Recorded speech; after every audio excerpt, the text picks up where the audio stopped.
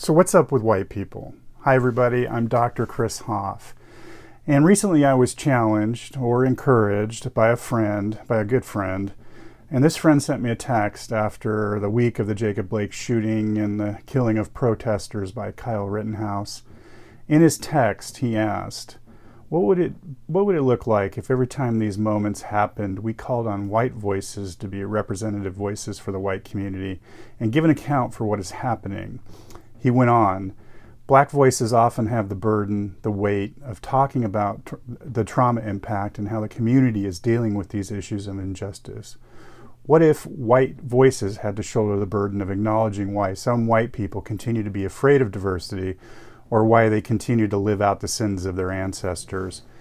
He went on to say, I heard Charles Barkley, say last night, black celebrities are always asked to be a voice for the black community and white players sit by silently.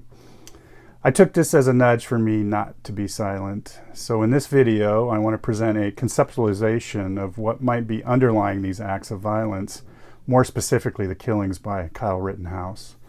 So I will talk about sacrifice, ideology, the symbolic self, and whiteness. Let's start with sacrifice. Sacrifice has always had an existential importance, going all the way back to the biblical story of Abraham and Isaac, where God asked Abraham to sacrifice Isaac. Here we are offered a narrative that offers a complicated understanding of the readiness to sacrifice one's child or one's own life for the sake of a value that is deemed worthy. Sacrifice has been wrestled with ever since.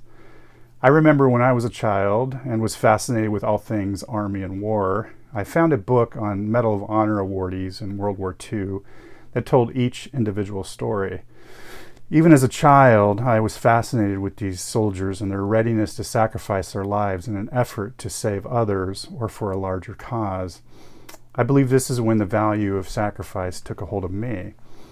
Sacrifice gives meaning to a life. It is a good thing to give yourself to a larger cause. Some philosophers believe that a life without the aspect of sacrifice leads to lives that are ultimately empty. And you can see it now in our Gen Z. Young people are looking intensely for something larger than themselves to give their lives to.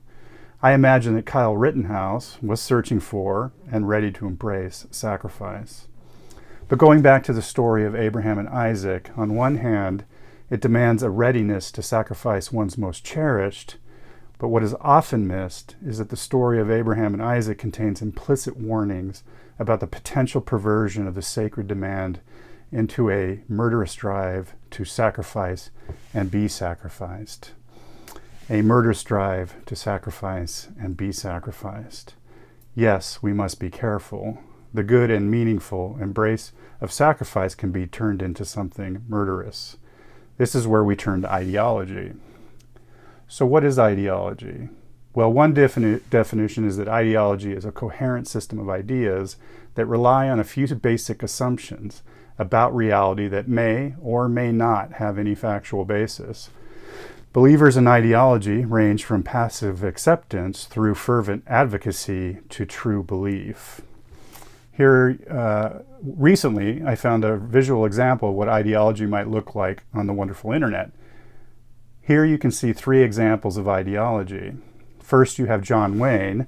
This can be read as an example of hegemonic masculinity, a standard for the proper masculinity.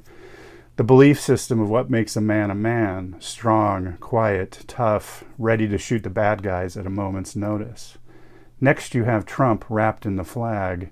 Here is an example of the ideology of patriotism and nationalism, that there is no higher cause or power than our leader, our country, and our flag. And next you have a truly American ideology, white Jesus wrapped in the American flag. This uniquely American version of Christianity, when perverted, justifies all kinds of demonic behaviors, including racism, murder, and the withholding of resources of those who are marginalized. And it shouldn't be lost that all are white, a continued visual of white supremacy. Ideology is neither right or wrong, but in the wrong hands and coupled with the individual's desire to sacrifice themselves to a greater cause, you can begin to imagine how someone like Kyle Rittenhouse can kill two unarmed protesters. sacrifice, and ideology perverted. Now for the symbolic self. It may seem I'm picking on those on the right, but I want to also critique the liberal left. Martin Luther King was also critical of the polite racism of white liberals. This is where I think the symbolic self has importance.